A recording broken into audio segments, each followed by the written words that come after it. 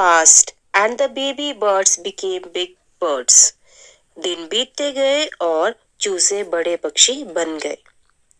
One day, the king of the country came to the forest to hunt. एक दिन उस देश का राजा शिकार करने के लिए जंगल में आया. He saw a deer and rode after it.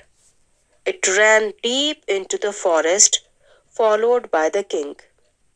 उसने एक हिरन को देखा और घोड़े पर सवार होकर उसके पीछे दौड़ा. हिरन जंगल के भीतर चला गया और राजा भी उसके पीछे चला गया. Soon the king lost his way and did not know where he was. जल्दी ही राजा रास्ता भटक गया और उसे पता नहीं चला कि वह कहाँ है. He rode on for a long time till he came to the other side of the forest. वह लंबे समय तक घोड़े पर चलता रहा जब तक कि वह जंगल के दूसरे छोर पर नहीं पहुंच पाया. Very tired by now, he got off his horse and sat down under a tree that stood near a cave. अब वह बहुत थक चुका था. वह घोड़े से उतरा और एक पेड़ के नीचे बैठ गया जो गुफा के पास था. Suddenly he heard a voice cry out, "Quick, hurry up! There is someone under the tree. Come and take his jewels and his horse. Hurry, or else he will slip away."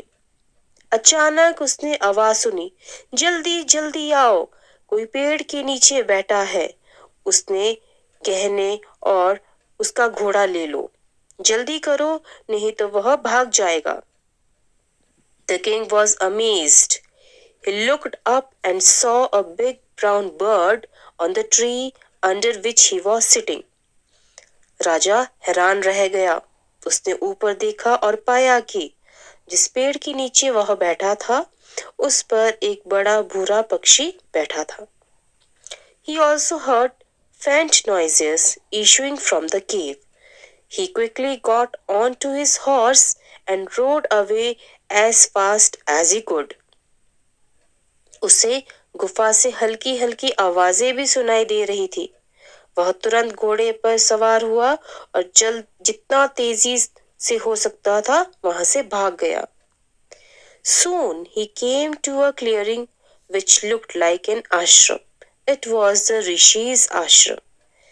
जल्दी ही वह एक खुले स्थान पर पहुंचा जो आश्रम जैसा लग रहा था.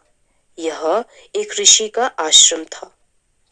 The king tied his horse to a tree and sat down in its shade. राजा ने अपने घोड़े को पेड़ से बांधा और उसकी छाया में बैठ गया. Suddenly he heard a gentle voice announce, "Welcome to the ashram. Sir, please go inside and rest. The rishi will be back soon. There is some cold water in the pot. Please make yourself comfortable." अचानक उसने एक मधुर आवाज सुनी, "आश्रम में आपका स्वागत है महाराज. कृपया अंदर जाइए और आराम कीजिए. ऋषि जल्द ही लौट आएंगे. घड़े में ठंडा पानी है. कृपया आराम से बैठिए." The king looked up and saw a big brown bird in the tree. He was amazed. राजा ने ऊपर देखा और एक बड़ा भूरा पक्षी पेड़ पर बैठा था. वह हैरान रह गया.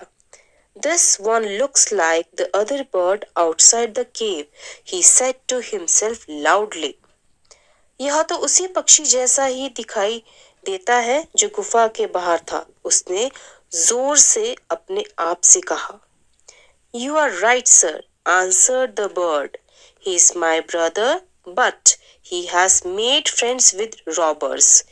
He now talks as they do. He does not talk to me anymore." आप सही कह रहे हैं महाराज, पक्षी ने उत्तर दिया. वह मेरा भाई है, लेकिन उसने डाकुओं से दोस्ती कर ली है.